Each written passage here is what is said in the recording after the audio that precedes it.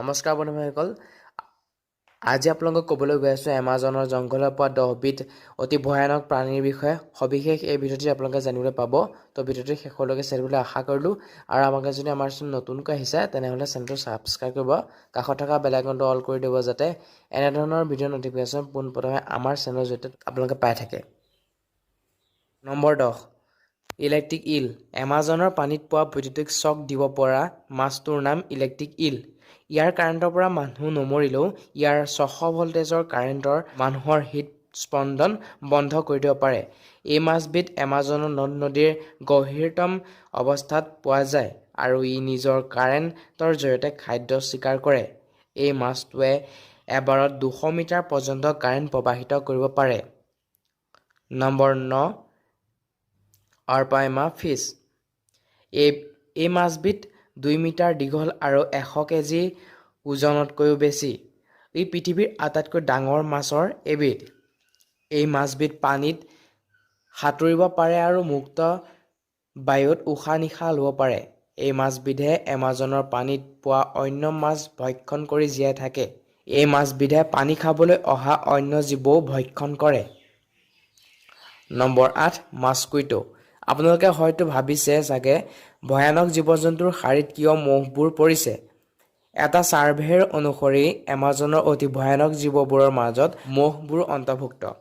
কাৰণ এমাজনত হোৱা মানুহৰ মৃত্যুৰ কাৰণ ডেংগু, মেলেৰিয়া আদি মহৰ পৰা হোৱা ৰোগ। এমাজনৰ জংঘলত ফুৰিবলৈ অহা মানুহবোৰক এই মহবোৰে এনে কিছুমান ৰোগ বিয়পাই দিয়ে যিবোৰ ৰোগ চিকিৎসা কৰিবলৈ চিকিৎসকসকলে অসুবিধা পায়। সেইকাৰণে এমাজন জংঘলৰ মহবোৰকো ভয়ানক জীৱবোৰৰ মাজত অন্তৰ্ভুক্ত কৰা ভুল নহ'ব। Number 7, South America rattle snake. যদিও এমাজন জংঘলত বিভিন্ন ধৰণৰ সাপ পোৱা যায়, তথাপিও ৰেটেল হ'ল তাৰ ভিতৰত এক বিষাক্ত প্ৰজাতিৰ সাপ। ৰেটেল সাপক পৃথিৱীৰ প্ৰধান বিষাক্ত সাপৰ প্ৰজাতিৰ ভিতৰত ধৰা হয়। এইটোও কোৱা হয় যে ৰেটেল সাপে যদি এবাৰ দংশন কৰে তেতিয়া মানুহৰ জীয়াই থকাৰ সম্ভাৱনা একেবাৰে নাইকিয়া হৈ পৰে। লেটিন আমেৰিকাত এতিয়ালৈকে হোৱা সাপৰ দ্বাৰা মানুহৰ মৃত্যুৰ কাৰণ ৰেটেল সাপেই মূল কাৰণ বুলি গণ্য কৰা হৈছে। Number 6, Brazil wandering spider. Brazil wandering স্পাইডাৰক পৃথিৱীৰ আটাইতকৈ বিষাক্ত মকৰাৰ এবিধ বুলি গণ্য কৰা হয়। এই মকৰাবিধ ইমানেই বিষাক্ত যে ডাঙৰ ডাঙৰ জীৱ-জন্তুক মৃত্যুমুখত পেলাব পাৰে। Number 5, poison dark fork. বন্ধুসকল, আপুনি ভাবিছেনে বৰষুণত তুৰতুৰোৱা ভেকুলীবোৰে মানুহৰ জীৱন কাঢ়ি নিব পাৰে?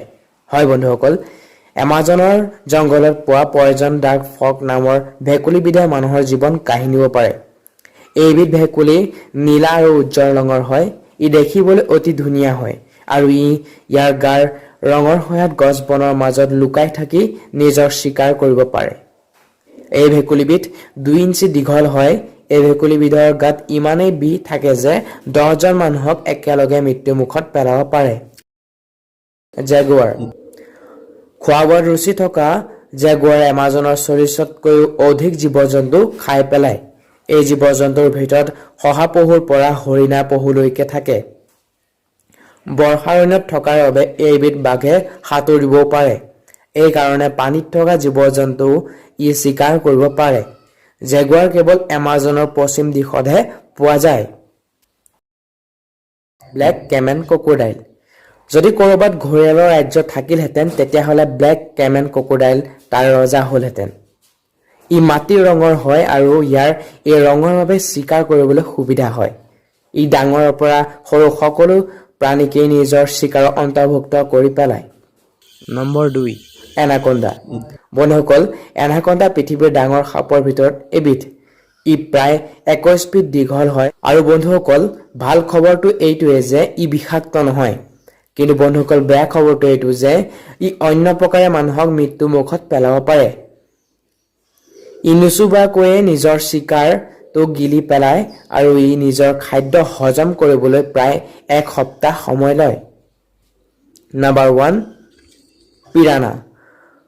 এমাজনৰ জংঘলৰ আটাইতকৈ ভয়ানক জীৱ-জন্তুৰ প্ৰথম শাৰীত পৰে পিৰানা। জোঙা আৰু অতি চোকা দাঁত থকা এইবিধ মাছ এমাজনৰ সমুদ্ৰৰ গভীৰতম অংশত পোৱা যায়।